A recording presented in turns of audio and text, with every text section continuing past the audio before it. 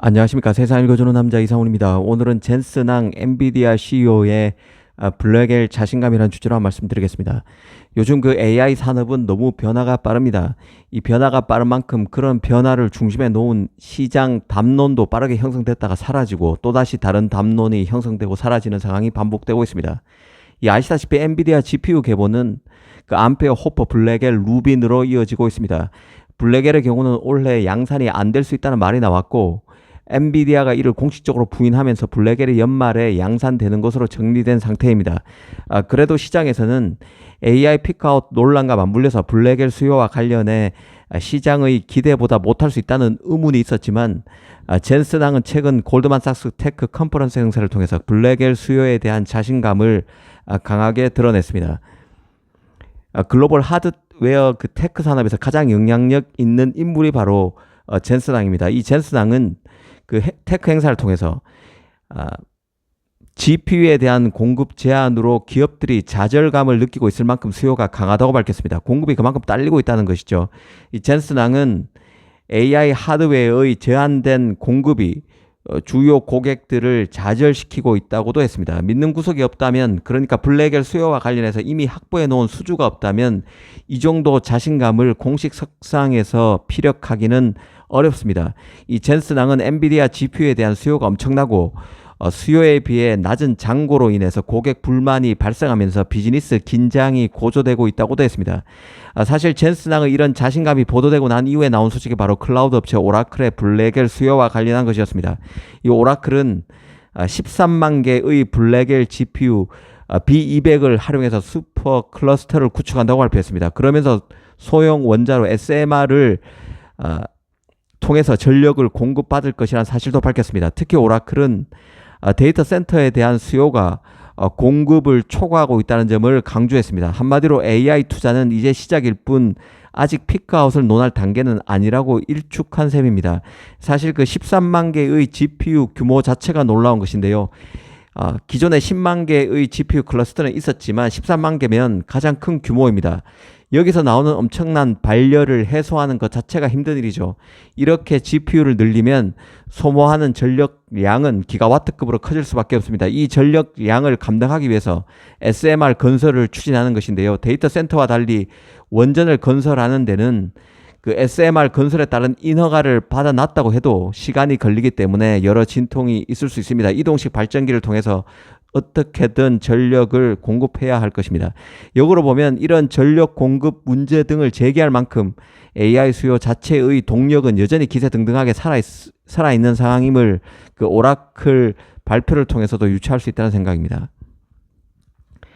최근에는 개짜로 유명한 이 오라클의 레리 앨리슨 회장이 테슬라의 일론 머스크 그리고 엔비디아의 젠슨왕 간의 저녁 식사를 했다는 소식을 전하기도 했는데요. 이 소식은 배런지를 통해서 나왔는데요. 이 레리 앨리슨 오라클 회장은 이날 저녁의 주요 대화 주제는 GPU 공급에 관한 것이었다고 소개했습니다. 저녁 식사를 통해서 레리 앨리슨과 일론 머스크가 젠슨에게 사실상 GPU를 구걸했다는 표현을 썼는데요. 돈은 얼마든지 줄 테니까 GPU를 우리에게 빨리 달라고 부탁했다는 게 저녁의 대화 내용의 핵심이었다는 것입니다. 그러면서 레리 앨리슨 회장은 이런 나의 호소가 효과가 있었다고도 했습니다. 이런 에피소드를 통해서라도 AI 경쟁이 지금 현재 얼마나 치열한지, 또 기업들이 빨리 GPU를 공급받아서 경쟁사보다 데이터 센터를 구축하려는 열망이 얼마나 큰지 느낄 수 있습니다.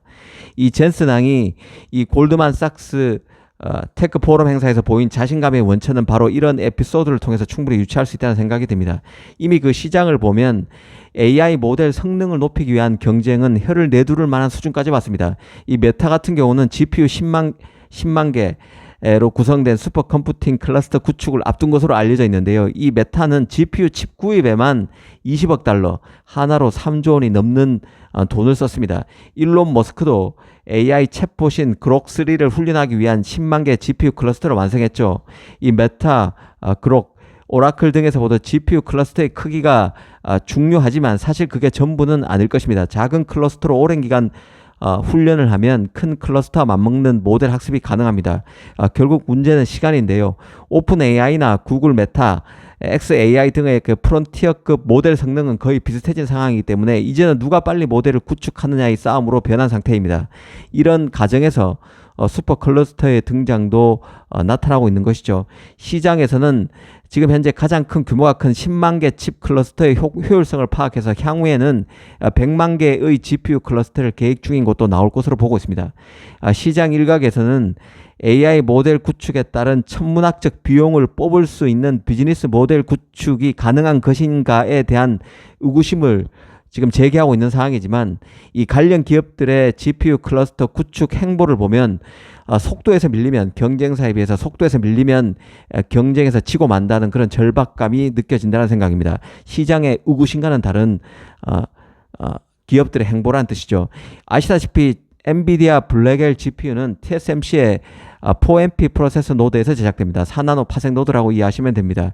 이 블랙엘은 이 각각의 다이에 총 1040억 개의 트랜지스터를 갖추고 있는데요. GPU 간에는 NV링크 기술로 직접 연결되어 있습니다.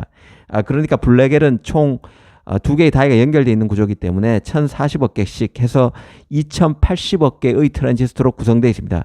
기존 호퍼백이 800억 개의 트랜지스터로 구성된 점을 감안하면 한 2.5배 정도 트랜지스터 개수가 많은 것이죠. 현재 기술로 이 많은 트랜지스터를 넣을 수는 없기 때문에 두 개의 칩을 연결해서 하나의 칩처럼 원활하게 작동하는 방식을 블랙엘은 취하고 있습니다. 또 AI 성능은 칩단 20페타플롭으로 5배, 메모리는 4배 기존 GPU보다 성능이 향상됐습니다. GPU와 짝을 이루는 고대폭 메모리 같은 경우는 8개의 HBM3E 스택과 결합되어 있습니다. 앞으로 그 블랙엘의 HBM3E를 납품하기 위한 삼성 등 메모리 업체 간 경쟁도 가열될 것입니다. 이 삼성의 경우는 HBM3E 8단 제품의 컬 테스트를 마치고 엔비디아 호퍼 200, H200의 공급을 시작했다는 트렌드포스 보도가 있었는데요. 물론 공식적으로 확인된 것은 아닙니다. 시장의 가장 큰 관심은 결국 HBM의 다섯 번째 제품인 HBM3E 12단의 엔비디아 컬 테스트 유무일 것입니다. 하이닉스는 이미 컨퍼런스 콜을 통해서 HBM3E 12단 제품을 올 3분기부터, 그러니까 이번 달이죠, 9월부터 양산한다고 했습니다. 삼성도 HBM3E 8단 제품을 3분기 내에 양산해서 공급을 본격화하고 12단 제품도 하반기에 공급할 예정이라고 밝힌 바 있습니다. 블랙엘 GPU에 무난히 HBM3E를 12단 제품을 공급할지 지켜볼 포인트입니다. 엔비디아로서는 삼성이 자신의 HBM 공급 풀 안에 들어와야 GPU 가격을 낮출 수 있기에 가급적 삼성의 빠른 합류를 원할 것으로 봅니다.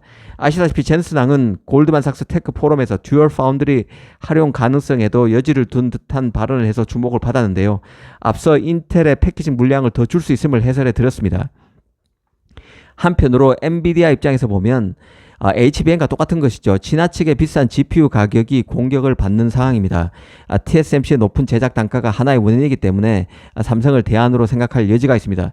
삼성은 엔비디아 GPU 암페어를 만든 경험이 있죠. 물론 그때도 이 서버형 제품은 만들지 못했습니다. 일반 소비자 GPU의 암페어를 만든 것이죠. 이 삼성의 기술력이 그 레퍼런스가 크게 부족한 게 객관적인 평가입니다. 하지만 줄기차게 두드리면 문이 기어이 조금씩 열릴 수 있다는 점도 잊지 말았으면 합니다.